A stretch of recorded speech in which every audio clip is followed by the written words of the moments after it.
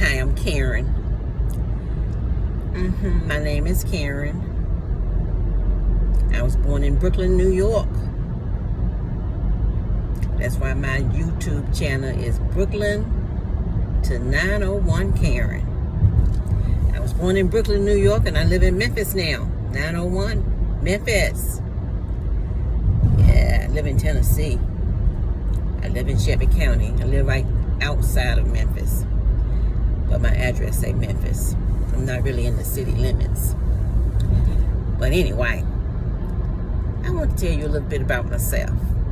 I'm a woman of a certain age, 56 years old. I'm a Gemini. A Gemini. Yes, I do have split personalities. For sure. Yes. So, right now I'm on my way to North Memphis to help my aunt.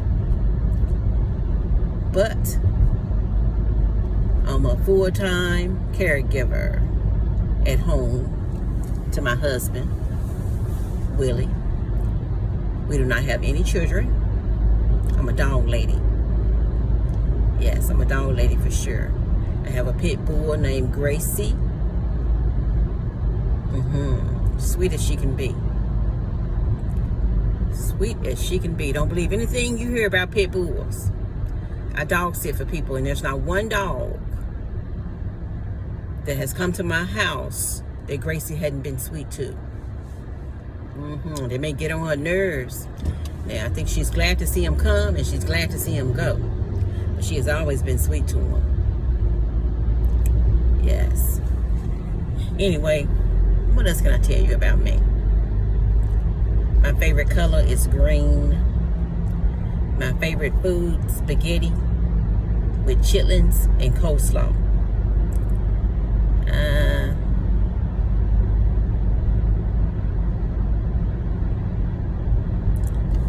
Okay, you know I'm 56. I haven't worked on a real job in over 20 years. I hurt my neck in a car accident over 20 years ago. But at the time, I was on my way home from my job with the city of Memphis. I was a Memphis police officer for 15 years. Well, during the last 5 years of being on the force, I was a DARE Great officer. I was an officer with the DARE program, where I went into the schools and talked to the children. And in the GREAT program, it's the same thing, but we talked to, they talked to back then, we talked to 7th graders. And the DARE was for, I want to say 5th graders. It seemed like a lifetime ago. But anyway, after I hurt my neck in that car accident, I was no longer fit for police work. I wasn't able to work anymore. I have a damaged nerve root in my neck. So it's a blessing that I'm able to do the things now. It's like I went from a person that needed to be taken care of to a caregiver. But I know it's a blessing. It's a blessing from the Lord to be able to help someone else. When my husband was so loving and sweet to me, you know, during the time of that transition of me not being able to work. And I've never missed a job, of course, because of all the things that has gone on, you know, in America with police officers, you know. I feel for them, you know. It's in my bones because I know what it is to do the work. But it's like it's a whole different world out there now, you know. The younger generation is coming up, and I guess they just don't understand, don't want to understand. But before the police department, let me see the other jobs I've had. When I first went to the police department, I was working at Goldsmith's department store. I guess you could say at Goldsmith's is where I got a little of my fashion sense, you know, working in the department store. It's Macy's now, but the name used to be Goldsmith's back when I worked there. Before Goldsmith's department store, I worked for Taco Bell. I got fired from Taco Bell because I went to get my hair fixed. I went to get my hair fixed, and no, that's the wrong job. That's another job. Taco Bell, I quit. She gave me a choice to go to school or work, because I was trying to go to school and work at the same time, and she wanted to put me on some shift that wasn't going to work with my schedule. So that's how I ended up leaving Taco Bell. But hot dogs and more, I guess I was about 18, 19. I had a job at Hot Dogs and More. And I got fired because I went to the beauty shop, and you know how you get in the hair. That's why I'm so glad I'm natural now. But I stopped going to the beauty shop a long time ago because I got sick of waiting for hours on end to get my hair done. But I'm natural. You know, you never know why things change in your life. I wouldn't know what to do if I wasn't natural. You know, this natural hairstyle just fit right into my lifestyle now.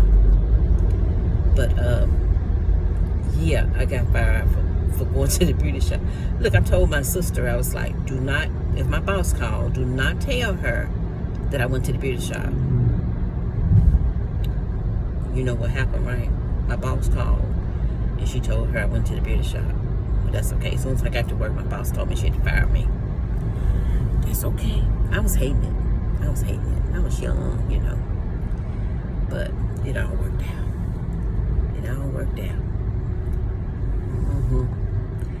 Anyway, that's that. That's a little bit about me. I love the thrift shop. You already know that. I like brand names. I like high-end things. I like nice things. I don't know where they come from. I mean, even younger, my sister, she didn't care about brands, and she's the same way today. But I guess it's just, if it's just something you're dealing with, it's just something you're dealing with. I mean, she would take EBS's. I think that was the name of the tennis shoe. But I said, I want Nike, Mama. It was in like junior high school. I want Nikes. She didn't care. I take EBS's. Okay, you take your EBS's, but give me some Nikes. Yeah. Anyway, just wanted to talk to my subscribers a little bit. I don't think I've been in front of the camera like this before. I just wanted to throw something out there, let you know a little bit about myself. Was a little country girl from East Tennessee. She grew up in what we call the country, about 30 minutes outside of Memphis. She left East Tennessee. She was the first child of 9. My mom, the first child of 9. I'm the first child of 2, born to a single parent. She went to New York, met the man who fathered me. His name is Aaron Connor. I have a sister and a brother named Melvin and Angela. And I met my father, but I was a little baby. They say I ran from him, okay? But, because he came to Tennessee once to see me, but I was small. They say I ran from him. And anyway, that's my beginning. My beginning in Brooklyn. My mom, I love to travel. I told my mom she marked me because when I was young, she put me on a plane, brought me home to Tennessee, and she went back to New York. But she said she kept thinking about me, and she decided to come on home. Yeah, but anyway, that's that part. Look, I married my husband, Willie, in 1993. April the 3rd, 1993. Best choice I ever made in my life. Yeah, best choice I ever made in my life. I haven't always felt that way through the whole marriage now. Now, he probably have. I've never heard him once say, oh, hey, I married you. I think on our honeymoon, I remember on the honeymoon, we had a little dispute, and I said, what have I done? And then he said, what have you done? What have I done? Yes. That's the only time I've ever heard him say something like that, you know. I mean, you know, going through the years, marriage is something else, honey. I tell you. There been times, you know, that I said some silly things. Yeah, real silly things. But anyway, but I don't regret it. To this day, right at this moment, nah, I wouldn't change anything. Oh yeah, he's the man for me. But yeah, I want to say that you know, I've been married almost 30 years. To God be the glory. You know, the secret to staying together in a marriage, you should stay together, honey. Dig in and just stay together. It's about forgiveness. Love is forgiveness. Remember that. Remember that. So I'm a caregiver by day, and I'm a caregiver by night.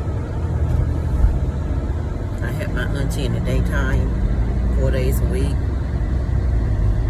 And I help my husband all day and night. Just call my name, baby, and I'll be there. Call my name and I'll be there. Now, sometimes I'll be like, Willie, please stop calling my name. Stop calling my name. I'm just going to tell the truth. I'm just going to tell you the truth. But he's a whole lot better. To God be the glory. I haven't had to tell him to stop calling my name lately. Because he's independent. On his way to independence. Yeah. So, I've been helping my aunt for a year. Almost a year and a half now. And my husband, I've been helping him for about a year and a month. Yeah. It's not really a year because, you know, when he was in the hospital, I wasn't doing much at all. But I was helping my aunt. To everybody's awe, everybody was surprised that I was able to continue to help both. I continued to take care of my aunt while my husband was in the hospital, and then I continued on when he got home.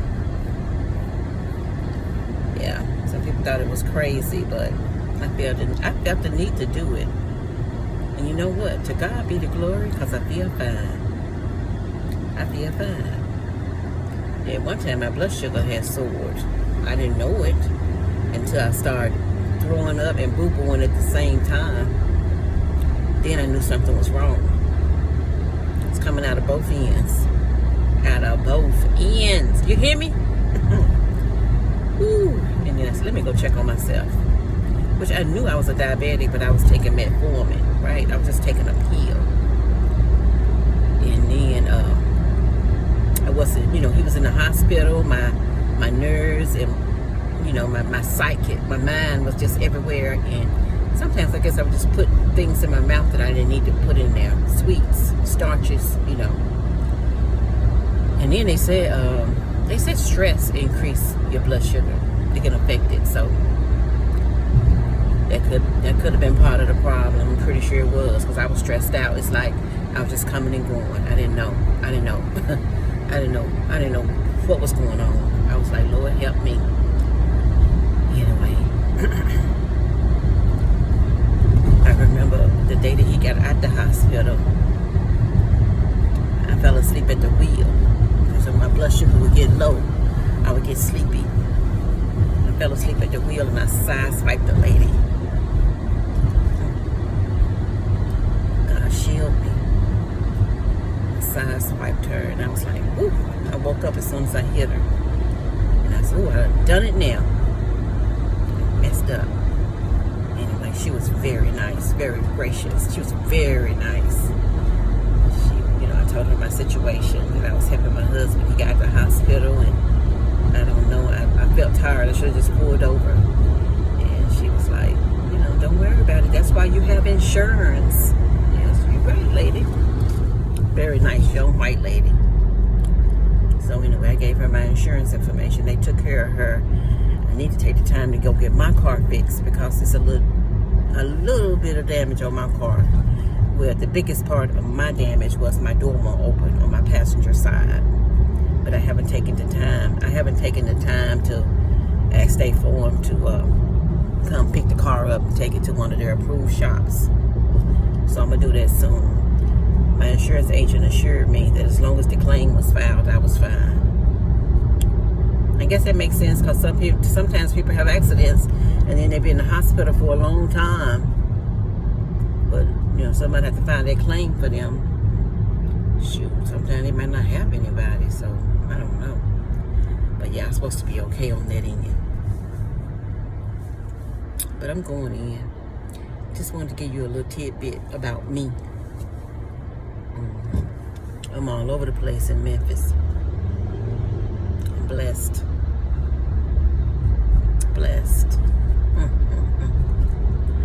I'll talk to y'all later.